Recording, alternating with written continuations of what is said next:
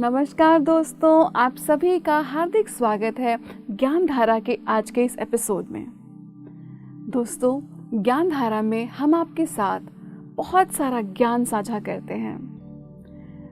वो ज्ञान जो ध्यानियों को अपने ध्यान के द्वारा प्राप्त हुआ, उन्हें प्रेरणा मिली और आप सभी के साथ वो इस विजडम को शेयर करते हैं हमारे इस प्लेटफॉर्म पर। आज हमारे साथ हैं प्रवीण भाटिया जी, जो कई वर्षों से जर्मनी में रह रहे हैं। पहले प्रवीण जी एक सरकारी बैंक में कार्यरत थे। उसके बाद वे as a computer programmer Germany चले गए और 2020 में उन्होंने हर प्रकार का नौकरी छोड़कर एक स्पिरिचुअल कोच की तरह जीवन व्यतीत करना शुरू कर दिया। सर, आपका बहुत बहुत स्वागत है हमारे इस प्लेटफॉर्म पर। Thank you very much. तो प्रवीण जी, बहुत इंटरेस्टिंग लगती है आपकी जर्नी जब हम जानते हैं तो, पर आप हमें ये बताइए कि ये चेंजेस कोई आसान नहीं होते। जैसे सरकारी नौकरी में कोई हो तो उसको छोड़कर जाना आसान नहीं होता, ये कैसे हुआ? ये मेरे लिए भी इतना ही कठिन था जितना किसी और के लिए होता है। लेकिन कुछ लोग कहते हैं कि कभी कभी जीवन का कुछ मिशन होता है, जब वो याद आना शुरू होता है तो ये काम आसान हो जाता है। शायद मेरी मेंटर कहती हैं कि तुम्हारा मिशन के प्रति डेडिकेशन था, उसने तुम्हें हिम्मत दी ये डिसीजन लेने की। Otherwise for me it was also very difficult decision. तो उसके बाद आप जर्मनी में गए एज अ कंप्यूटर प्रोग्रामर। तो इतने साल आपने 2020 तक आप कंप्यूटर प्रोग्रामर के कंप्यूटर प्रोग्रामिंग मैंने 2008 तक की और उसके बाद मेरा जो इंटरेस्ट मेरे स्पिरिचुअलिटी में डेवलप होने लगे तो मेरा फोकस जॉब से हटते हुए स्पिरिचुअलिटी की ओर ग्रेजुअली बढ़ता गया और फाइनली अब जीरो हो गया जॉब में। तो सर, इस समय लेकिन नौकरी साथ चल रही थी? यह तब तक चलती रही, लेकिन फोकस नहीं था, तो जितनी खाली मिनिमम रिक्वायरमेंट थी, मिनिमलिस्ट तरीके से मैंने जीने की आदत डाली। And that too was very difficult because family expectations कुछ और होती हैं। अब कोई फॉरेन में रहता है, यूरोपियन डेवलप्ड कंट्री में रहता है, तो उनकी एक्सपेक्टेशन नेचुरली थी सपोर्ट करने की and so on. So that was also a challenge emotionally. जी, परिवार की क्या रूपरेखा है? या नेचुरली परिवार की रूपरेखा है, जैसे मेरे 2 बच्चे हैं, वाइफ है, लेकिन उनका मुझे सपोर्ट मिला तो इसलिए आसान होता गया। तो कोई ऐसा बड़ा मोमेंट आया जिस पे आपको लगा कि बस एक ऐसा मोमेंट जो टर्निंग पॉइंट जिसको हम बोलते हैं? Yes, turning point, there were many turning points, लेकिन 2008 ऑनवर्ड्स धरती पे परिवर्तन शुरू हुए थे। एक कॉन्शियसनेस शिफ्ट हो रहा था। उस समय लोग बातें करते थे कि 2012 में धरती में एक कॉन्शियसनेस खत्म हो जाएगी। So something was happening. तो उसने मुझे बहुत प्रेरित किया कि कुछ और करूं। But that was not the turning point, that was starting. वहाँ से शुरुआत हुई। फिर खोज शुरू हुई तो डिफरेंट ट्रेडिशन में गए। हर जगह इंडिया में जो भी अवेलेबल है, मैंने शायद सारे ट्रेडिशन ट्राई किए अपना रास्ता ढूंढने के लिए। फिर मेरा रास्ता मिला और जर्नी इस तरह कंटिन्यू करती रही। वो रास्ता क्या था जिसने आपको अपनी तरफ खींचा? सबसे पहले मैंने विपासना की जब मुझे कुछ भी नहीं पता था। लकली जर्मनी में भी विपासना का सेंटर है। गोयनका जी की फेमस टेक्निक है, 10 डेज इंटेंसिव लोग एक्सपीरियंस करते हैं विदाउट एनी मोबाइल, खाना पीना, बुक्स, कुछ सब कुछ रख लेते हैं वो। उस 10 डेज में मुझे ब्लिस का एक्सपीरियंस हुआ। That you can say that was a turning point कि मैंने देखा कि बिना किसी एक्सटर्नल स्टिमुलेशन के भी आनंद की प्राप्ति हो सकती है। आनंद की। लेकिन फिर भी वो रास्ता मेरा नहीं था वो, लेकिन मेरी शुरुआत थी। उसके बाद मैंने कई ट्रेडिशन की जब ट्राई करने के बाद मेरा रास्ता क्रिया योग का मिला, जो बहुत फेमस है। ऑटोबायोग्राफी ऑफ योगी बहुत फेमस बुक है परमहंस योगानंद जी की, वो क्रिया योग का रास्ता है। जी, तो क्रिया योग आपके जीवन में कौन से साल में आया? 2009। अच्छा, और इसके अंतर्गत हम लोग ध्यान करते हैं और यस, योग की जो ट्रेडिशन है उसमें योग के 8 लिम्स माने जाते हैं। अष्टांग योग, यम, नियम और आसन। इसके बाद प्राणायाम, धारणा, ध्यान एंड सो ऑन आप जानती हैं। एक गृहस्थ आदमी की लाइफ बहुत बिजी होती है, उसके पास इतना टाइम नहीं होता। नियम को वो फॉलो नहीं कर सकता क्योंकि लाइफ के कंस्ट्रक्शंस हैं, लाइफ का स्ट्रक्चर बहुत कॉम्प्लिकेटेड है, जॉब है, तो नियम पालन नहीं कर सकते। आसन में समय निकल जाएगा तो ध्यान का समय नहीं मिलेगा। गृहस्थ के पास जितना कम समय होता है, इस अष्टांग योग के 3 यम, नियम और आसन हट के खाली पंचांग योग जो बना, ये क्रिया योग है। जहाँ पे हठ योग खत्म होता है वहाँ से क्रिया योग की शुरुआत होती है। ये बहुत पवित्र रास्ता है, तो मुझे लकली मिला, मैं उसके प्रति बहुत ग्रेटिट्यूड है। जी, आपकी बात से मुझे ये ख्याल आया एकदम से कि जब पत्री सर ने भी हम लोगों को ये मार्ग दिया तो उन्होंने यम नियम काट दिया, क्योंकि क्या नहीं करना और क्या करना है वो डिफ़िकल्ट हो जाता है पाथ इंसान के लिए। इसमें दोनों नुकसान होते हैं, एक तो पाथ डिफिकल्ट होता है, सेकंड ड्युअलिटी इस थर्ड डायमेंशनल मैट्रिक्स का बेस है, और अगर हम यम नियम के बारे में बहुत ज़्यादा एंगेज रहते हैं तो हम ड्युअलिटी में फंसे रहते हैं। हाँ, हम फंसे रहते हैं, से परे जाना है जी।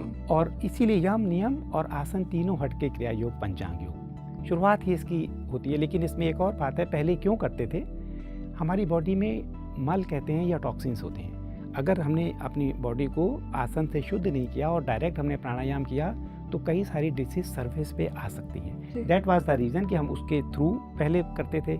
लेकिन अब नए समय में क्रिया योग में उसमें से वो चीज़ सिस्टम इस तरह हटा दिया गया है कि उसका असर भी नहीं आता और बहुत फास्ट कॉन्शियसनेस का इवोल्यूशन होता है। जी। मोर ओवर फॉर मी, जो लोग भी सुन रहे हैं, योग को सर्कस बना के कोई फ़ायदा नहीं है। योग का जो अल्टीमेट उद्देश्य है समाधि, वहाँ तक पहुँचने का लक्ष्य अगर बनाना है तो आसन को उतना ही समय देना चाहिए। आप लोग, ज़्यादातर लोग आसन में ही अटक जाते हैं।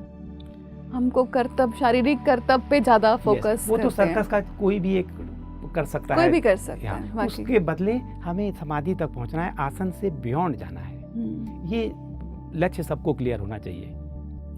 तो मैं आपसे एक और बात पूछना चाहूँगी सर कि आपका एक YouTube चैनल है, उसका नाम क्या है सर? उसका चैनल युग परिवर्तन। युग परिवर्तन। तो ये जो युग परिवर्तन चैनल है, इसकी प्रेरणा कहाँ से आई? मैंने देखा कि आप 5D अर्थ के बारे में काफ़ी बात करते हैं, तो ये युग परिवर्तन की प्रेरणा कहाँ से आई? यही बहुत इंटरेस्टिंग मेरी लाइफ में, पहले आपने टर्निंग पॉइंट पूछा था, ये एक टर्निंग पॉइंट है। मेरे क्रिया योग परंपरा में मेरे गुरु हैं परमहंस प्रज्ञानानंद जी, लेकिन मेरी एक और गुरु हैं, वो जापान की लेडी हैं लेकिन जर्मनी में रहती हैं। बहुत इंटरेस्टिंग तरीके से ये क्वेश्चन भी उससे लिंक है कि कैसे मैंने जॉब छोड़ के, सरकारी नौकरी छोड़ के जर्मनी पहुंचा, क्योंकि डिवाइन प्लान जब अनफोल्ड होता है तो परिस्थितियां बनाता है। जापान की लेडी जर्मनी में रहती थी, मैं इंडिया से वहाँ पहुँचा और हम दोनों एक ही ट्रेडिशन में इनिशिएटेड थे क्रिया योग में, इसलिए हम मिले। ये उनकी प्रेरणा है, ये उनका इंस्पायरेशन। उनका क्या नाम है? Her name is Izumi. ये आपके चैनल पर भी अब मेरे ख्याल से आई हैं कुछ, क्योंकि ये उनका मोटिवेशन है, उनका इंस्पायरेशन है। तो जब भी हमारे चैनल में कुछ होता है, से आफ्टर एवरी 1000, पहली बार जब 1000 मेंबर हुए तो मैंने उनको इनवाइट किया, तब से ये ट्रेडिशन है कि जब भी 1000 मेंबर ऐड होते हैं तो मैं उनको कहता हूँ कि आप एड्रेस करें। एंड शी वाज, अभी वो इंडिया में थी। अच्छा। पहली बार इंडिया में आई थी। इंडिया के लोगों को लोगों ने उनका वार्म वेलकम किया एंड समथिंग हैपेंड कॉन्शियसनेस के लेवल पे। बहुत हमने क्वांटम जंप किया है इस पीरियड में। Recently it happened from 26 to 31 अक्टूबर इन ऋषिकेश। जी, ये बहुत जो धरती पर परिवर्तन चल रहे हैं, 2012 में लोग डरते थे क्योंकि मायन कैलेंडर वहाँ पर ख़त्म हो जाता था, तो लोग समझते थे कि बस 2012 में सब खत्म हो जाएगा। जी। लेकिन हकीकत में हुआ क्या कि हमने तो 2012 भी सरवाइव किया। तो होना क्या था कि वो जो मृत्यु थी वो आपके एक जो शैडो सेल्फ की हम बोल सकते हैं, मतलब जो आपकी डार्क साइड बोल सकते हैं, उसकी ग्रेजुअली सरफेस पे आकर वो खत्म होने लगी। एग्जैक्टली। लोगों ने इसको गलत समझा, लोगों ने इसको सोचा कि प्रलय होगी या एक सभ्यता का अंत होगा। वेयर एज ये पुराने डिसफंक्शनल कॉन्शियसनेस का स्लोली खत्म होके और इसको नई को प्रकट होना था। मोर ओवर, मैं शामान से मिला हूँ जो मेक्सिको के हैं, जो उस जगह से आए हैं, उनको वहाँ की भाषा बोलते हैं। उन्होंने उस लैंग्वेज में बताया कि it was not 2012, it is a very big cosmic cycle जी। और सो 36 ईयर की इस बिग कॉस्मिक साइकिल का मिड पॉइंट उन्होंने बोला 2012 है। 18 ईयर पहले भी हो सकता था, 18 ईयर बाद भी हो सकता था। इस 36 ईयर का मिड पॉइंट उन्होंने कह दिया दैट वाज 2012 जी जी। So, लेकिन एक आम आदमी की आम आदमी को लगा कि 2012 में प्रलय आ जाएगी और सब खत्म हो जाएगा। So now with 2012 plus 18, so it has to be happened before 2030. 2030 में क्या होगा? 2030 से पहले कॉन्शियसनेस में शिफ्ट होने की एक पॉसिबिलिटी। लेकिन वो तो अभी भी हो ही रहा है, बहुत तेजी से हो रहा है। लेकिन एक इतनी बड़ी जब कॉस्मिक साइकिल में घटनाएं होती हैं तो उसको हम चाहे कुछ लोग ना फील कर पा रहे हो, लेकिन शिफ्ट हो रहा है। लेकिन शिफ्टिंग तो एक प्रोसेस है। शिफ्टिंग का उस प्रोसेस का जो असर दिखना शुरू होगा, that maybe after some years. जी, तो इसको अगर हम 5D समझें, सबसे पहले हम 5D समझते हैं। कितने लोग बात करते हैं 3D, 4D, 5D। लोगों का पहला प्रश्न होता है कि 4D की कोई बात नहीं करता। जी, बहुत इंटरेस्टिंग क्वेश्चन है। हमारा जो जीवन जिसको हम अभी जी रहे हैं बॉडी में, ये जीवन है। जीने के बाद एक और डायमेंशन है जिसमें हम कहते हैं हमारा शरीर छूट गया या मृत्यु हो गई। उसमें क्या फ़र्क पड़ता है, उसमें हम टाइम कंस्ट्रेंट नहीं होता। अभी हम स्पेस और टाइम में ट्रैप, हाँ, कहते हैं। उस जब हमारी ये कैच छूट जाती है 4 डायमेंशन में, और भी कई चेंजेस होते हैं, लेकिन एक समझने के लिए कि कम से कम एक हम टाइम के कंस्ट्रेंट में नहीं होते, दैट इज़ 4th। लेकिन हम 3rd और 4th में रिसाइकिल होते रहते हैं। आप एस्ट्रल में जाते हैं और एस्ट्रल से हम वापस आते रहते हैं। ये साइकिल कंटिन्यू करती है। तो अब जब 5th होगी तो हम इसके बियॉन्ड परे चले जाएंगे। That's why we always talk about 50। तो मैं आपसे ये एक पर्सनल क्वेश्चन पूछूंगी कि इस ज्ञान का स्रोत क्या है? ये मेरी जो दूसरी गुरु हैं, मेरी मेंटर जापान की इसुमी, जिनके बारे में मैंने पहले बताया था, उनके थ्रू मुझे ये ज्ञान सारा मिला। जी, तो मैंने क्या आप इस पर किताबें वगैरह भी पढ़ते हैं? किताबें, यस, मार्केट में जो भी बुक्स हैं, मटेरियल हैं, नेचुरली उसको इंटरेस्ट भी होता है, क्यूरियोसिटी हाँ, होती है, हाँ। किस तरह और लोग देखते हैं, but she has direct access to the information. तो she is not dependent on any book, she has the access. तो उनके पास जो स्रोत है वो सबसे मेरे लिए रिलायबल होता है। बाकी मैं कभी कभी उसको कंपेयर करने के लिए पढ़ता हूँ, लेकिन मुझे किसी किताब की ज़रूरत नहीं है। ये इस इन्फॉर्मेशन के लिए मैंने कोई किताब की ज़रूरत मुझे नहीं पड़ी। तो ये ज्ञान आपके ध्यान में भी आया था? यस। किस फॉर्म में? ध्यान में ये विजन्स की फॉर्म में आता है। मुझे बहुत सारे लोग, मैं ये भी कहना चाहूँगा, चूँकि चैनल के लोग सुन रहे हैं, हर तरह के लोग सुनते हैं, वो विजनर्स को बहुत महत्व देते हैं। इसमें थोड़ा सा एक रिस्क भी है। आजकल का जो एजेंडा है, हमने अपने ईगो पे काम नहीं किया है, और हम कोई भी विजन तो प्योर है, लेकिन वो फिल्टर हमारे माइंड के थ्रू ही होता है। तो इसलिए मैं बहुत ज़्यादा विजन्स को महत्व नहीं देता, इसीलिए मैं ज़्यादा बताना भी नहीं चाहता कि इसको बहुत ज़्यादा इंपॉर्टेंस देने की ज़रूरत नहीं है। यस, मुझे इन्फॉर्मेशन होती है। तो अब आप हमें बताइए कि 5D अर्थ है क्या? जो 3rd डायमेंशन या 4th डायमेंशन की मिला के जो ये कॉम्बिनेशन है, ये सेपरेशन बेस्ड है। इसको हम माया भी कहते हैं, लीला भी कहते हैं। इसका बेस्ड है डुअलिटी। डुअलिटी में 2 हैं, इसीलिए लाइट और डार्क दोनों हैं, और दोनों के बीच में स्ट्रगल है, अप्स एंड डाउन्स हैं, ज़िंदगी का ये फेस है। और जो 5th डायमेंशन है, अगर उसको एक शब्द में कहें तो वननेस पे बेस्ड है। तो सर, आप हमें ये बताइए कि क्या हम सभी लोग अगर 5D में जा रहे हैं, तो ये तो बहुत इनजस्टिस मुझे लगता है कि होगा, क्योंकि कई लोग अपने प्रॉपर फैमिली ड्रामाज में जी रहे हैं, कई लोग एडिक्शंस में हैं, अल्कोहल पी रहे हैं, नॉन वेजिटेरियन हैं, और गलत काम भी हो रहे हैं। तो क्या सभी 5D की ओर बढ़ रहे हैं? यस, इसका मैं 2 आंसर देता हूँ, क्योंकि आपने पूछा है कि मुझे लगता है अनजस्टिस होगा। This is the construct of 3rd dimension reality, punishment और रिवार्ड। जब वो ड्रामा में इन्वॉल्व हैं तो उन्हें तो थोड़ा बहुत पनिशमेंट मिलना चाहिए, या अदरवाइज उन्हें ये रिवार्ड क्यों मिल रहा है। ये 3rd डायमेंशनल की सोच है। अगर हम शिफ्ट करेंगे जो वननेस पे बेस्ड है, तो ये क्वेश्चन अपने आप एग्जिस्ट नहीं करेगा। This is one thing, but still the question is still valid. इस क्वेश्चन का जो सेकंड पार्ट है कि पहले इस शिफ्ट में मल्टीपल पॉसिबिलिटीज़ थी, we called it time lines. बहुत सारे वेरिएशन थे। उस वेरिएशन के हिसाब से एक वेरिएशन ये भी था कि जो लोग, क्योंकि कॉस्मिक लॉ फ्री विल है, अगर उनकी विल ही नहीं है तो वो क्यों हायर असेंड करेंगे। ये पहले एग्जिस्ट करती थी, अब सारी टाइमलाइन मर्ज हो रही है। That means complete humanity ascend करेगी, and this is a good news. जी, गुड न्यूज़ तो है, लेकिन मतलब ऐसा लगता है कि अभी कुछ लोग तो ऐसा लगता है रेडी नहीं है।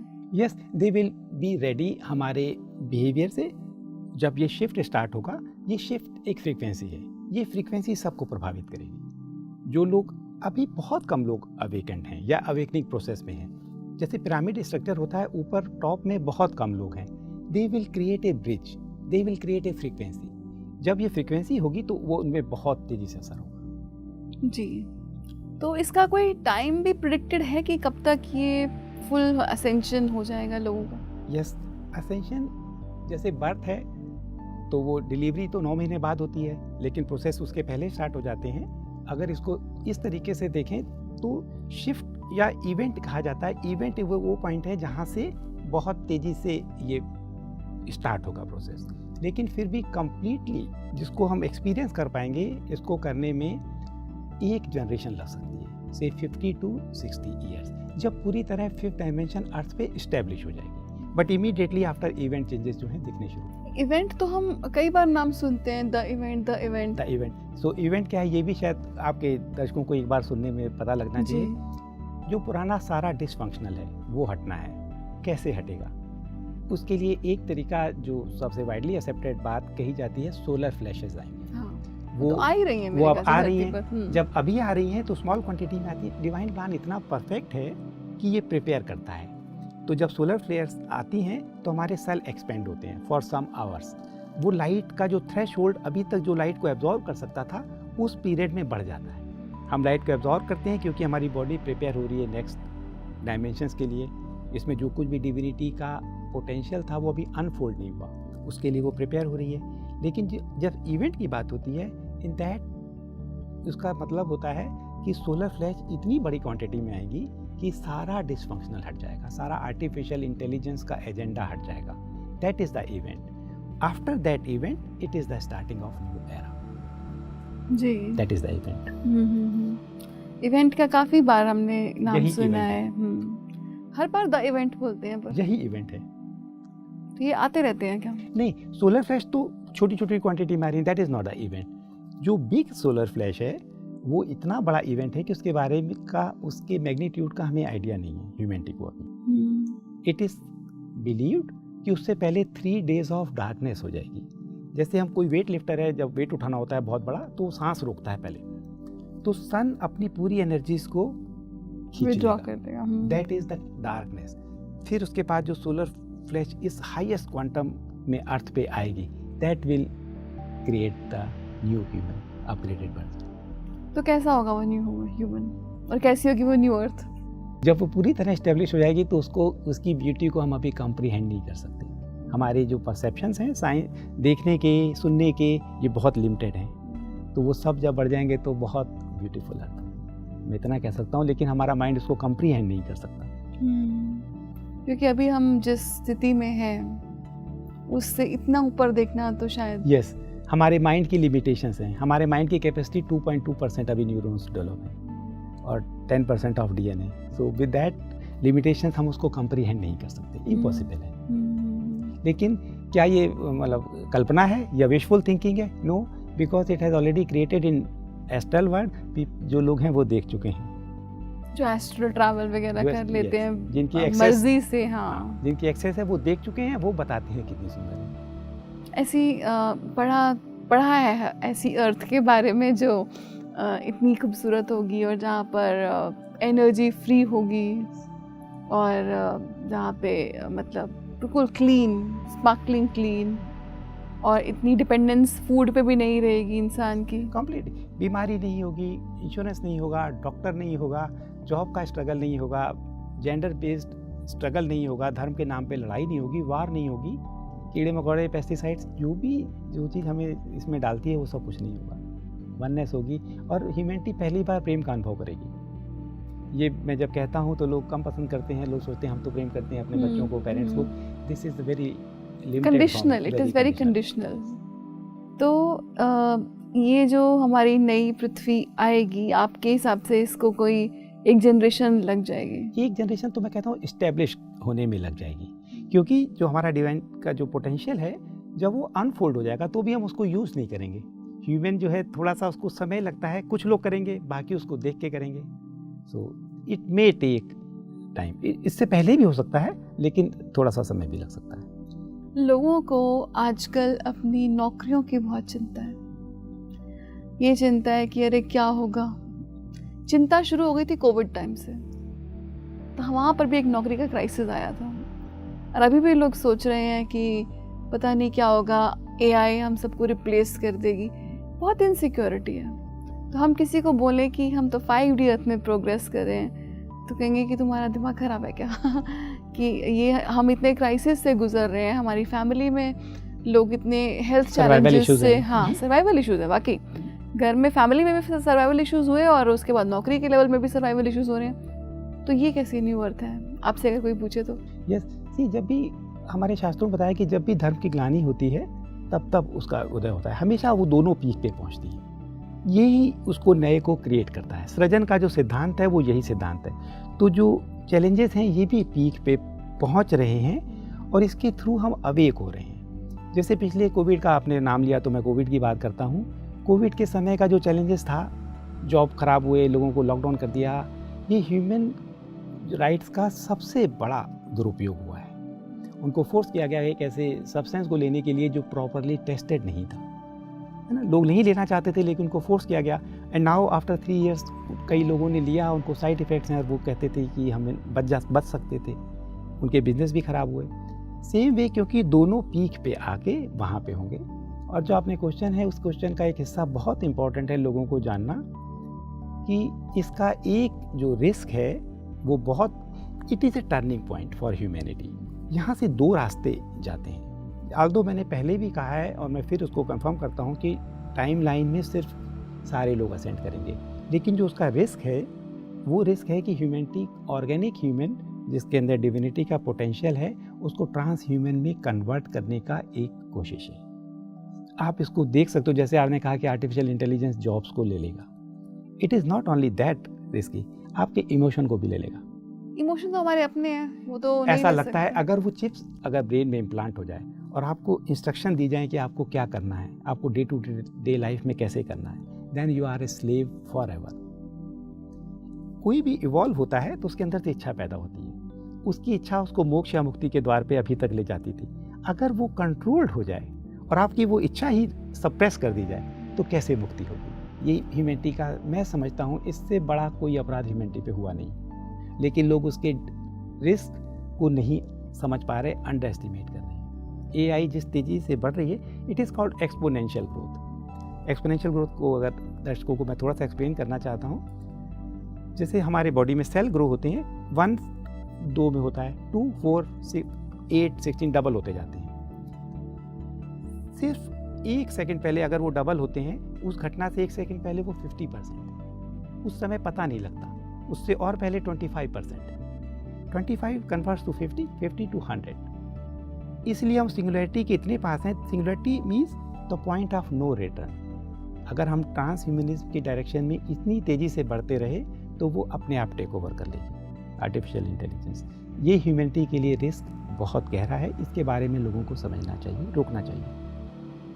ये तो साइंस की प्रगति मानी जाती है एआई तो, जिसको मैनिपुलेशन कहते हैं अर्थ पे, ये इसी मैनिपुलेशन का हिस्सा है। वो इसको विकास के नाम पे, डेवलपमेंट के नाम पे इसको इम्प्लीमेंट करते हैं। लेकिन ये पॉसिबल है कि हम उसको अपने लिए यूज़ करें? यस, पॉसिबल है, अगर हमारी कॉन्शियसनेस इवॉल्व हो जाए, मैनिपुलेशन का हिस्सा हट जाए। इंस्ट्रूमेंट तो कोई भी उसका मिस यूज़ करें या यूज़ करें, अगर वो डार्क हैंड में है, ह्यूमैनिटी को गुलाम बनाना चाहता है, तब इसका दुरुपयोग है। वो अनफॉर्चुनेटली इस समय दुरुपयोग की फॉर्म में, और अगर ये शिफ्ट हो जाएगा तब यही टेक्नोलॉजी ह्यूमन के इंटरेस्ट में होगी। जी, ये बहुत इंटरेस्टिंग बात है। और मुझे ऐसा, जैसे हम पढ़ा है कि आप कोई फ्यूचर में कोई डॉक्टर्स नहीं होंगे, कोई डिसीज नहीं होगा, तो सभी को अपना एक खतरा सा लगता है। क्यों? कि ये क्या हो रहा है कि भाई हमारा प्रोफेशन खत्म हो जाएगा। yes. मेडिकल इंडस्ट्री का क्या होगा? yes. फार्मास्यूटिकल इंडस्ट्री का क्या होगा? तो वो एक लोगों को एक मन में डर है। डॉक्टर को या फार्मा इंडस्ट्री के एम्प्लॉयज को भी डर नहीं होना चाहिए, क्योंकि वो भी तो बीमार होते हैं। इसके होने के बावजूद वो भी तो बीमार नहीं होंगे। और अनजान का डर ह्यूमैनिटी के अंदर हमेशा रहता है, ये कोई नई बात नहीं है। तो ये डर से उन्हें उबरना चाहिए, क्योंकि ये तो कितना ब्यूटीफुल न्यूज़ है। सी, अगर आपको ये न्यूज़ दी जाए कि कोई बीमार नहीं होगा, तो क्या आप डॉक्टर होती इसलिए आपको उस पर रिएक्ट करना चाहिए कि मेरा प्रोफेशन जाएगा? यह एक ह्यूमैनिटी के लिए वरदान है। कितने लोग सफ़र करते हैं इंडिया में, वोमेन डिलीवर करने के लिए हॉस्पिटल नहीं जा पाती, रोड पे डिलीवर करके बच्चे की डेथ हो जाती है। We are such a miserable condition. इससे मुक्ति का आनंद मनाना चाहिए। जी। तो 5D में एक बैंक्स, जैसे आप बैंक के एम्प्लॉय थे, तो पैसे का क्या स्टेटस रहेगा? जी, जब मैं कहता हूँ कि वहाँ पे 5D में मनी नहीं होगी, तो भी लोगों को इमीडिएटली, लोगों को तो अब कंडीशनिंग से सोचते हैं, तो वो सोचते हैं कोई बार्टर सिस्टम हो जाएगा जैसे पहले था किसी चीज़ को किसी चीज़ से एक्सचेंज करेंगे और हम पाषाण युग में पहुंच जाएंगे, स्टोन एज में पहुंच जाएंगे। नो, जब वननेस होती है तो कौन किसको देगा, कौन किसको लेगा। लेकिन मैंने पहले कहा कि हमारा माइंड अभी कंप्रीहेंड नहीं कर सकता, वहाँ पे इसकी ज़रूरत नहीं है। इस ब्रह्मांड में अबेंडेंस है। आप एक बीज डालो गेहूँ का, मैं भी घूम के आ रहा हूँ, हर जगह अनंत देता है ब्रह्मांड। ये एक मैनिपुलेशन अर्थ में हुआ है, जो मैनिपुलेशन हट रहा है। इट्स नॉट ए बिग, जैसा हम बातें करते हैं हम सोचते हैं पता नहीं बहुत कुछ होने वाला है। वास्तविकता में जो हम थे वो हम भूल के नीचे गिरे हैं, हम वापस अपने उस युग स्वरूप को प्राप्त कर रहे हैं। इतना आसान है जी। तो आपके हिसाब से किसी को कोई डर बिल्कुल नहीं होना चाहिए। और जो डर है बहुत लोअर फ्रीक्वेंसी है।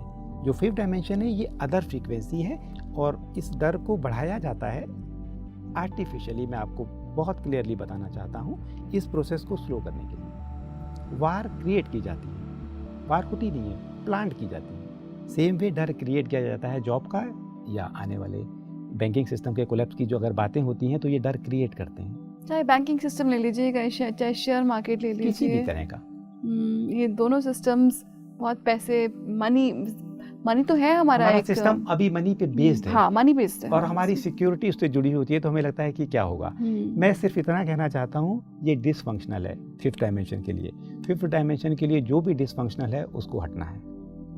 आप उसको हटने के लिए रजिस्ट करो या उसको हटने का उत्साह मनाओ कि हम एक नए युग में जा रहे हैं। सिर्फ ये चॉइस ह्यूमैनिटी के पास है।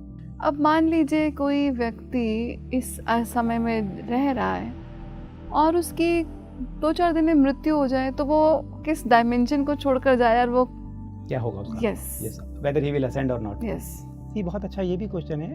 अभी 3rd और 4th दोनों जुड़ी हुई है। 3rd में जो मैनिपुलेशन है, इसकी वजह से ह्यूमैनिटी इतनी मिजरेबल कंडीशन में है। 4th में भी इसी तरह के वहाँ पे भी ट्रैप हैं। फॉर एग्जाम्पल, उनको कर्म के बंधन में ट्रैप करके रिसाइकिल करके अर्थ में भेजा जाता है। दोनों में इक्वली काम हो रहा है, क्योंकि दोनों मिलके ही 5th में जाना है, दोनों के बियॉन्ड है। लेकिन अभी अब इससे पहले के कुछ सालों तक अगर कोई शरीर छोड़ता था तो काफ़ी समय तक 4th डायमेंशन में वो रहता था। उसको किसी तरह मैनिपुलेट करते थे कि ये तुम्हारे स्पिरिट गाइड हैं, ये कर्म के हिसाब से तुम्हें इस फैमिली में जन्म लेना है, तब वो अर्थ पे दोबारा रिसाइकिल होकर आता था। इस समय जो भी बॉडी छोड़ रहा है नॉर्मल कंडीशंस में विद इन 3 मंथ्स अर्थ पे वो रीइंकार्नेट हो जाता है, क्योंकि इसकी सोल का प्लान इसको असेंड करने में है, and without any burden of कर्म। सारे कर्म का बोझ और मेमोरी वहाँ पे हट के वो वापस आ रहे हैं। इस समय जो लोग छोड़ रहे हैं, जनरल मैंने ऐसे कहा है, एक्सेप्शंस होते हैं। अभी भी किसी ने सुसाइड किया या किसी और तरह उसने शरीर छोड़ा तो उसको रिहेबिलिटेशन के लिए वहाँ रुकना पड़ सकता है, लेकिन जनरल लोग बहुत जल्दी अर्थ पे वापस आ रहे हैं। जो न्यू बच्चे पैदा हो रहे हैं, आप उनके सिम्टम्स देखो, वो हमसे कितने डिफरेंट हैं, क्योंकि डिवाइन प्लान बहुत इंटेलिजेंट है। ये लोग वो बच्चे बन के आ रहे हैं जिन्हें इसको स्ट्रीमलाइन करना है, फिनिशिंग टच देना है इस प्रक्रिया क्या को। सिम्टम्स हैं उन बच्चों में? हमने तो नॉर्मल बच्चे ही देखे हैं सर। हम लोग कहते हैं कि इंडिगो चिल्ड्रन पैदा हो रहे हैं। हाँ। These are the children's.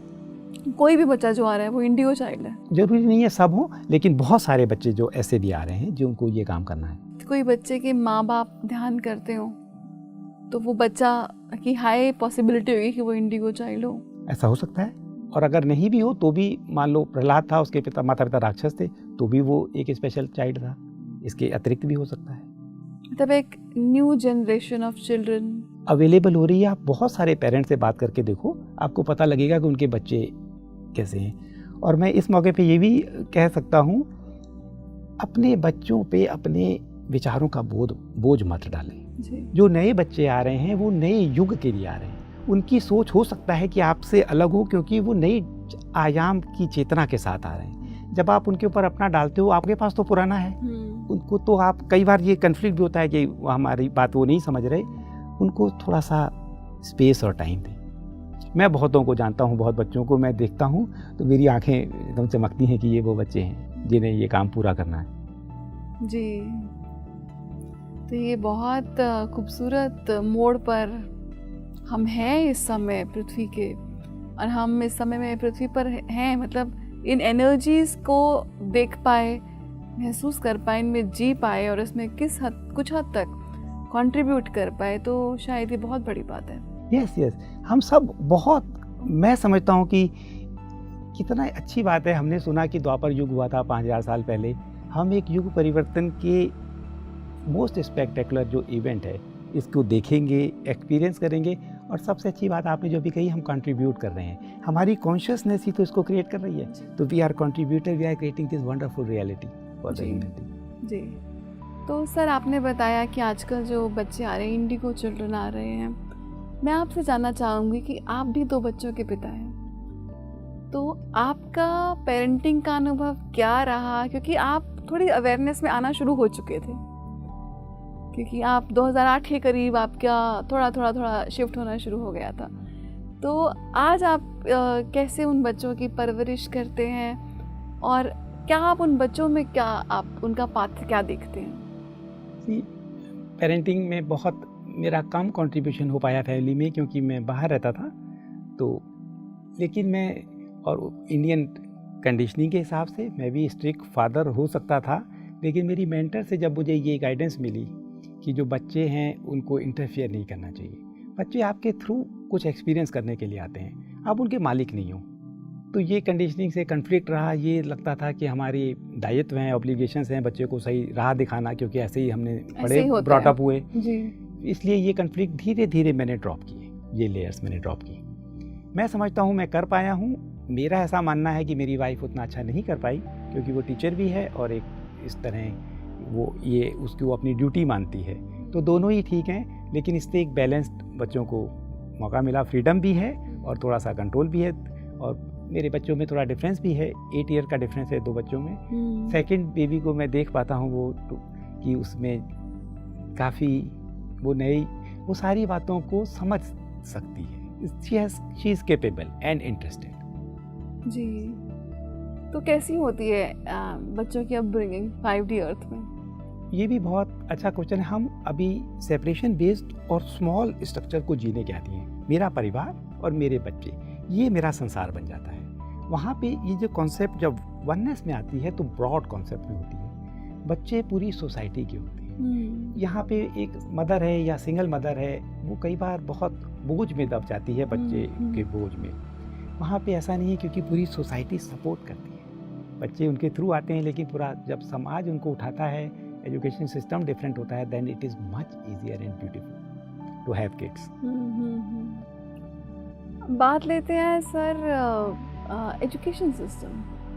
हमारा एजुकेशन सिस्टम आज हम सोचते हैं तो लगता है कि उसने रोबोट्स को क्रिएट किया, और कहीं हमारे पेरेंट्स ने भी हम लोगों से यही एक्सपेक्टेशन करी, नौकरी करो, पढ़ोगे लिखोगे बनोगे नवाब, खेलोगे कूदोगे बनोगे खराब। ये सुनने में हमें बचपन से ही आया। तो कहीं कुछ रोल हमारी एजुकेशन सिस्टम का भी है, जिसने हमें सिर्फ तोते बनाया कि आप तोता बन के रट लीजिए और उसके बाद आप एग्ज़ाम में जाकर प्रोड्यूस कर दीजिए और निकल गए तो आपकी अच्छी नौकरी, अच्छी आपकी फैमिली लाइफ भी अच्छी होगी और आपके कॉन्टैक्ट्स भी अच्छे होंगे। मतलब ये हमारा अंडरस्टैंडिंग थी। और अगर हम शिक्षा का असली महत्व देखें तो हमें हमारे वेद हमारे कहते हैं अस्तो माँ सद्गमय तमसो माँ ज्योतिर्गमय। तो ये शिफ्ट क्या हम 5D अर्थ में देखते हैं कि हम एक तोता ना होकर जैसे हम एक मास प्रोड्यूस्ड हैं इस समय, ये बन जाओ, ये बन जाओ, ये बन जाओ, ये कमा लो, ये कमा लो, ये कमा लो, ऐसे पार्टनर से शादी कर लो, ऐसे पार्टनर से शादी कर लो। हम मास प्रोड्यूस्ड हैं इस समय। तो क्या हमारा एजुकेशन सिस्टम आप किस तरह से देखते हैं? क्योंकि मैं खुद एक एजुकेशनिस्ट हूँ, तो मैं सोचती हूँ कि ये एक बहुत इंपॉर्टेंट क्वेश्चन होने वाला है कि एजुकेशन सिस्टम का क्या स्वरूप रहेगा। बहुत अच्छा क्वेश्चन है। ह्यूमैनिटी के अंदर डिविनिटी का बीज हमेशा से था जी। ये बीज हमेशा जर्मिनेट हो सकता था, वृक्ष बन सकता था। ये सिर्फ इसलिए नहीं बन पाया क्योंकि एजुकेशन सिस्टम ने नहीं बनने दिया। एजुकेशन सिस्टम इसलिए ख़राब है क्योंकि ये हम कहते हैं फर्स्ट इंडस्ट्रियल रिवोल्यूशन, फिर second, third, now they are talking about fourth. Industry को गुलाम चाहिए। गुलाम तभी अच्छा बनता है जिसकी सोच ख़त्म हो जाए। उसकी सोच को ख़त्म करने का जो सबसे बड़ा हथियार है वो एजुकेशन सिस्टम है। एक छोटे बच्चे को प्रोग्राम कर दो, उस प्रोग्रामिंग के हिसाब से वो दुनिया को देखता है, उस चश्मे से देखता है। उसका चश्मा इतना छोटा कर दिया एजुकेशन सिस्टम में क्योंकि उसको गुलाम चाहिए था। ये सारा डिसफंक्शनल मैं कहता हूँ सारा हटेगा। उसमें सबसे ज़्यादा ज़रूरत है इस एजुकेशन सिस्टम को हटने की। तो क्या मतलब हट तो गया सिस्टम, लेकिन नए का क्या स्वरूप है? नए का स्वरूप होगा जो ह्यूमैनिटी के इंटरेस्ट में होगा। और एक और बात भी शायद लोगों को अच्छी लगे, लेकिन बहुत सारे लोग क्वेश्चन पूछते हैं कि फिर हम क्या करेंगे। वहाँ पे जॉब नहीं है, जॉब की ज़रूरत नहीं है। अगर थॉट्स मैनिफेस्ट होते हों और रियलिटी आपके कॉन्शियसनेस क्रिएट करती हो, तो वहाँ पे इस तरह के तो जॉब नहीं है। तो जिस जॉब की ज़रूरत नहीं है, उस जॉब के लिए एजुकेशन सिस्टम वहाँ पे नहीं है। तो वहाँ पे एजुकेशन सिस्टम सिर्फ हमारी कॉन्शियसनेस के इवोल्यूशन के लिए ही है। तो माने आपको संगीत पसंद है तो आप संगीत पसंद है, संगीत, क्रिएटिविटी पसंद है, तब क्रिएटिविटी फ्लोरिश होती है। मैं ऐसे पेरेंट्स को जानता हूँ जिन्होंने बच्चों की क्रिएटिविटी को ब्लॉक कर दिया, बच्चे का टैलेंट ख़त्म कर दिया, क्योंकि उन्हें तो अपनी इच्छा के अनुसार एक नौकर बच्चा बनना था, चाहे वो यूएस में जाके IIT का कोई काम करे, तो उसकी सारी क्रिएटिविटी को ब्लॉक कर देता है, क्योंकि हमारा सिस्टम सपोर्ट नहीं करता। तब वो क्रिएटिविटी प्रकट होगी। तो ये एक इंटरेस्टिंग सवाल था। एक और मेरे मन में सवाल आ रहा है कि हमारे यहाँ, हमारे पृथ्वी पर इस समय भी, चाहे हम अपने आप को 3D में बोलें, चाहे 4D में बोलें, चाहे कुछ लोग अपने आप को 5D में भी बोलना शुरू हो गए हैं, तो एक ब्यूटी के स्टैंडर्ड्स हैं कि ये खूबसूरत है और ये खूबसूरत नहीं है। तो मतलब ये जो सौंदर्य की परिभाषा है, जिसको मुझे लगता है कि बदलने की बहुत सख्त ज़रूरत है, आप इसका बारे में क्या सोचते हैं? हम सब सुंदर हैं, जैसे सारे मोर सुंदर हैं, कौन सा मोर बदसूरत है? हम अपनी पसंद के क्लोथ्स पहनते हैं, मोर के पास वो चॉइस नहीं है। yes. हम अपनी पसंद की ज्वेलरी लेते हैं। yes.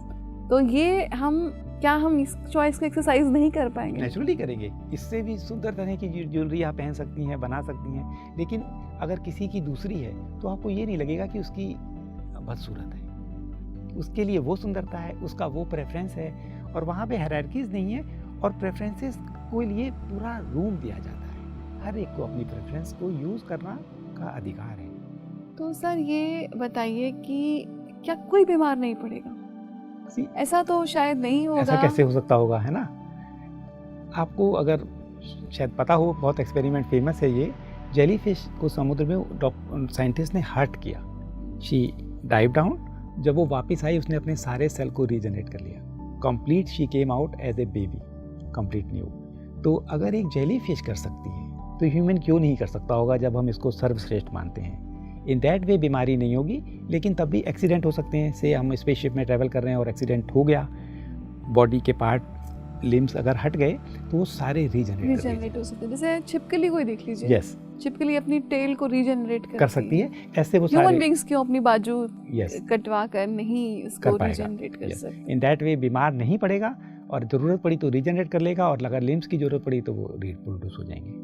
मतलब कि हम जो 5D अर्थ का जो सोच रहे हैं, उसमें शायद नई टेक्नोलॉजी आएगी हीलिंग की। यस, क्योंकि हमारी जो टेक्नोलॉजी है वो तो अभी काटने पीटने वाली है। नॉट ओनली काटने पीटने वाली, ये प्रॉफिट ओरिएंटेड है। yes. इसका उद्देश्य है कि लोग बीमार रहें, ये बिजनेस ओरिएंटेड है। yes. ये स्वस्थ नहीं देना चाहती। तो ये तो टेक्नोलॉजी में ड्रॉबैक ही है, इसका बेसिक प्रिंसिपल ही रॉन्ग है, पूरा सिस्टम ही करप्ट है। सबसे बड़ी जो लॉबी है वेपन्स, एनर्जी और थर्ड फार्मा लॉबी है, वो चाहती है कि लोग बीमार रहें। तो ये एक बात है इसकी, उसमें टेक्नोलॉजीज नई है रीजनरेट करने की, और अभी शुरुआत हो चुकी है। आपने विवेकानंद, अगर शायद हैदराबाद में, या मैंने बेंगलोर में इंस्टीट्यूट है, वहाँ पे आप सिर्फ फिंगर रखते हो और वो बॉडी स्कैन करके बता देती है कि क्या प्रॉब्लम है। डायग्नोस करने के नए तरीके जनरेट होंगे, और जो न्यू हीलिंग सिस्टम है, देज आर फ्रीक्वेंसी बेस्ड। तो उस फ्रीक्वेंसी को, बीमारी के अस्वस्थ होने की एक फ्रीक्वेंसी है, हेल्दी होने की एक फ्रीक्वेंसी है, अगर वो फ्रीक्वेंसी रिप्लेस कर दें, that is very subtle, then you are completely healed. लेकिन यहाँ पर आपकी सोच भी, आपकी जैसे आपकी जो बीमारी होती है वो आपकी एक रॉन्ग बिलीफ सिस्टम क्रिएट करती है। yes.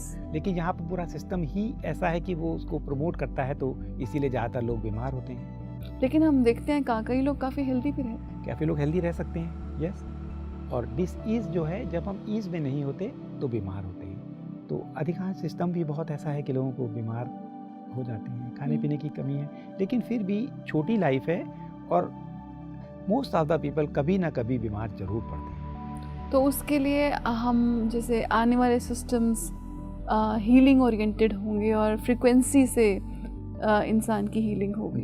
एंड दैट टू मैंने जैसे कहा कि एक जनरेशन जब तो इस्टेब्लिश होने के बाद, जब वो इस्टेब्लिश हो जाएगी तो शायद इनकी भी ज़रूरत ना पड़े। जी जी। फर्स्ट लेवल पे शिफ्ट, देन न्यू सिस्टम।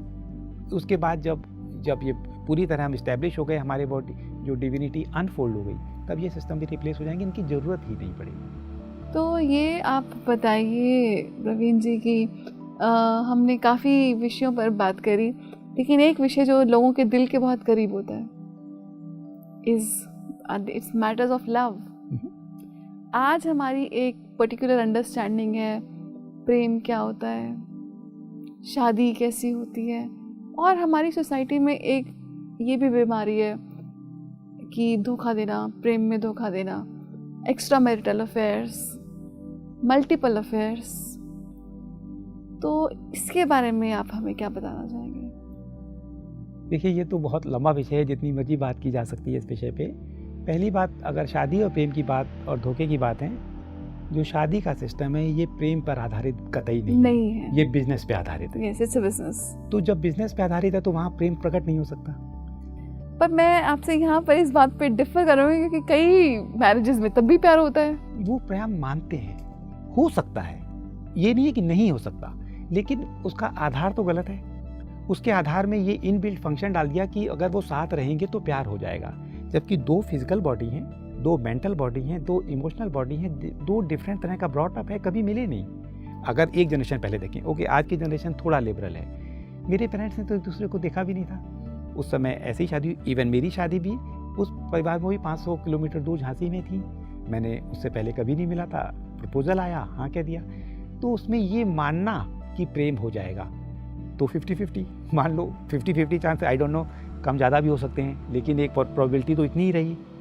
इसलिए ये सिस्टम क्या फ्लॉ है, प्रेम पे आधारित सिस्टम नहीं है। दूसरा, इस सिस्टम को हमें बहुत समझना चाहिए। हम जिस धरती पे हैं, थर्ड डायमेंशन इसलिए इतने लंबे समय तक सस्टेन कर पाई, इसमें मैनिपुलेशन है। हर रिलीजन में सेक्सुअलिटी को बहुत सप्रेस किया हुआ है। उसकी वजह से जो आपने कहा धोखा, एक्स्ट्रा मैरिटल रिलेशनशिप या परवर्स समाज, ये इसकी देन है। ये सारा, ये भी डिसफंक्शनल है, ये भी हटना है। तो अगर आने वाला समाज जो हम क्या समझे कि अब कैसा प्रेम का, हम प्रेम जैसे हमने ओशो को पढ़ा सुना कि आप खुद प्रेम स्वरूप हैं। ओशो बोलते हैं you are love, you don't love, you are love. तो ये पर इंसान को समझ नहीं आता, क्योंकि हम तो किसी के प्यार में पड़ते हैं, we fall in love, right? तो वो अब रिलेशनशिप्स कैसी होंगी? प्रेम जो है कॉन्शियसनेस का एक स्तर है। जैसे डर एक कॉन्शियसनेस का स्तर है, ऐसे ही प्रेम एक कॉन्शियसनेस का स्तर है। ये ऑलमोस्ट आधी जर्नी करने के बाद आता है। अधिकांश लोग जो हैं, कलेक्टिव कॉन्शियसनेस है, अभी उस लेवल को टच नहीं कर पाई कलेक्टिवली। इसीलिए मैंने पहले बोला था कि नेक्स्ट डायमेंशन प्रेम पर आधारित है। ह्यूमैनिटी पहली बार प्रेम का अनुभव करेगी, अभी उसने किया ही नहीं। वो किसी और चीज़ को अनुभव मानता है, अपनी डिपेंडेंसी को वो प्रेम मानता है। मैं डिपेंडेंट हूँ अपनी पत्नी पे, या मैं डिपेंडेंट हूँ अपने बच्चों पे कि मैं बूढ़ा हो जाऊँगा तो वो मेरी सेवा करेंगे, इसको वो प्रेम मानता है। और बच्चे प्रेम मानते हैं फादर को, वो बताता है कि हमारे पास इतनी कमी थी, मैंने ये सेक्रीफाइस करके तुम्हें पढ़ाया, तो वो ऑब्लिगेशन के बोझ को प्रेम मानते हैं दोनों तरफ से। ये प्रेम नहीं है, अनुभव ही नहीं है अभी। मैं गारंटी से मैं जानता हूँ, क्योंकि ये जब घटित होता है तब पता लगता है कि वो क्या था।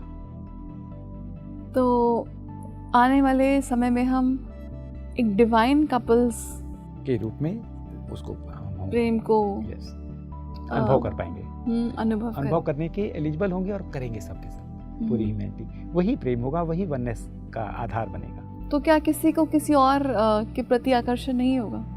क्यों नहीं हो सकता? जैसे ये भी एक कॉन्सेप्ट है। अगर कोई मदर है, उसके 3 बेबी हुए, मान लो पहला बेबी था, उसने उसको प्यार करती थी, अब अगर 2 हो गए तो क्या 50-50 हो गया, या 3 हो गए तो 33% बचा? नो, जो प्रेम है ये क्वांटिटी नहीं है, ये एक एहसास है, ये डिवाइड नहीं होता। इन दैट वे आकर्षण भी होगा और प्रेम भी होगा। जी, तो ये तो आने वाला समय ही हमें बताएगा कि हम किस तरह के एक समाज की स्थापना करेंगे अपनी सोच से, अपने कॉन्शियसनेस के स्तर से हम जिस नए समाज की स्थापना करेंगे उसमें हम सभी की भागीदारी रहेगी, बहुत और इक्वल भागीदारी रहेगी। अभी हम एक ऐसे समाज में हैं जिसमें हायरार्कीज में 1% लोग 99 को कंट्रोल करते हैं, चाहे वो पॉलिटिकल सिस्टम हो या राजाओं का सिस्टम हो, सेम सिस्टम में कंट्रोल्ड था, उसमें इक्वल भागीदारी हो ही नहीं सकती। हम सिर्फ सोचते हैं कि हम एक डेमोक्रेसी में जी रहे हैं, हम वोट देते हैं, सब मैनिपुलेटिव एक ऐसा सिस्टम है। अगर ये अच्छा होता तो अब तक दुनिया सुधर जाती। कितनी पार्टीज आई, कभी भी नहीं सुधरी, कभी भी नहीं सुधरेंगी, क्योंकि सिस्टम में कमी है। और तब इक्वल भागीदारी क्या होती है ये तब पता लगेगा। Still there will be people to govern, जैसे घर को चलाने के लिए कुछ सबके अपने अपने रोल है, मुखिया तो हो ही सकता है, लेकिन भागीदारी इक्वल। तो ये बहुत सुंदर आपका जवाब था। तो आपसे ये जानना चाहूँगी कि जैसे आप प्रेम की फ्रिक्वेंसी बता रहे हैं कि एक फ्रिक्वेंसी है, प्रेम एक अनुभव है, एक आभास है। हम प्रेम को समझते हैं किसी ने आपको कितना बड़ा गिफ्ट दिया और किसी ने आपके लिए क्या किया, कौन सी प्रॉपर्टी आपके नाम कर दी, तो बड़ा प्यार है भाई आपस में। तो प्रेम एक फ्रिक्वेंसी है, तो ये हम फ्रिक्वेंसी को कैसे समझें और हम इस फ्रिक्वेंसी को कैसे बढ़ा सकते हैं? जैसे चेतना जो डिवाइनिटी है और जितना हम उससे दूर हैं उतनी लोअर फ्रीक्वेंसी है। अगर इसको इस तरह समझें तो सबसे लोअर फ्रीक्वेंसी है शर्म और अपराध बोध, शेम एंड गिल्ट। ये धीरे धीरे बढ़ती हैं, एंगर, गुस्सा, प्राइड, ये सब हमें लोअर फ्रीक्वेंसी में रखती हैं। फिर डर, जब इन सब पे काम हो जाता है, डर खत्म हो जाता है, तो प्रेम प्रकट होता है। जैसे आप सोचो कि अगर इस कमरे में कोई भी डेंजरस एनिमल हो, कोबरा आ जाए, बहुत डेंजरस कोबरा, मैं उसको प्रेम कर सकता हूँ अगर मुझे डर ना लगे तो। मैं सिर्फ उसी जानवर को तो प्रेम करता हूँ जिससे मुझे डर नहीं लगता, है ना। तो अगर मुझे उससे डर ना हो, मेरे अंदर डर खत्म हो जाए, तो मैं उसको प्रेम कर सकता हूँ। सो इन दैट वे फ्रीक्वेंसीज जब हम नीचे की लोअर फ्रीक्वेंसीज पे काम करते हैं, वो हमारी जो लोअर फ्रीक्वेंसीज हैं वो हमें सर्वाइवल मोड में रखती हैं। हमारी इंस्टिंक्ट सर्वाइवल है कि हम किसी तरह सर्वाइव कर पाएँ। और हमारे अंदर जो अपराध बोध हैं, समाज ने दिए हैं, बच्चों ने, माँ बाप ने बच्चों को क्रिटिसाइज़ किया, तुम किसी काम के नहीं हो, उसकी गिल्ट और शर्म, इन सब पे जब हम काम करते करते ऊपर उठते हैं तो डर हट जाता है, फिर प्रेम प्रकट हो जाता है। वो हायर फ्रीक्वेंसी है। उसके बाद और भी फ्रीक्वेंसी हैं, फिर ग्रेटिट्यूड आता है और उसके बाद सरेंडर आता है।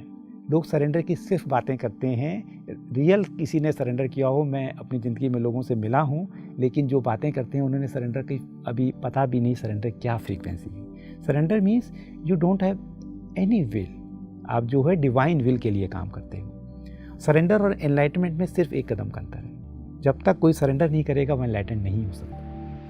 जी, तो मैं आपको इसी संदर्भ में बताना चाहूँगी कि पीएमसी हिंदी पर दोस्तों हमारा द सरेंडर एक्सपेरिमेंट पर जो किताब है, बहुत सुंदर किताब है, उस पर मेरा ही अपना स्वाध्याय है। तो मुझे लगा मैं दर्शकों को बताऊं कि वाकई सरेंडर कोई छोटी मोटी बात नहीं है, एक बहुत इवॉल्व्ड कॉन्शियसनेस ही सरेंडर के भाव में रह सकती है। तो सर, आज के लिए आपने हमारे साथ इतना ज्ञान साझा किया और हमें इतनी सारी बातों के बारे में अवगत कराया जो सिर्फ शायद हमने सिर्फ कहीं पढ़ा, थोड़ा बहुत पढ़ा, कहीं थोड़ा बहुत सुना। तो आज आपके द्वारा हमें बहुत चीज़ों पर आपने प्रकाश डाला और हम आपके बहुत आभारी हैं। आपका बहुत बहुत धन्यवाद सर आज के सुंदर एपिसोड के लिए।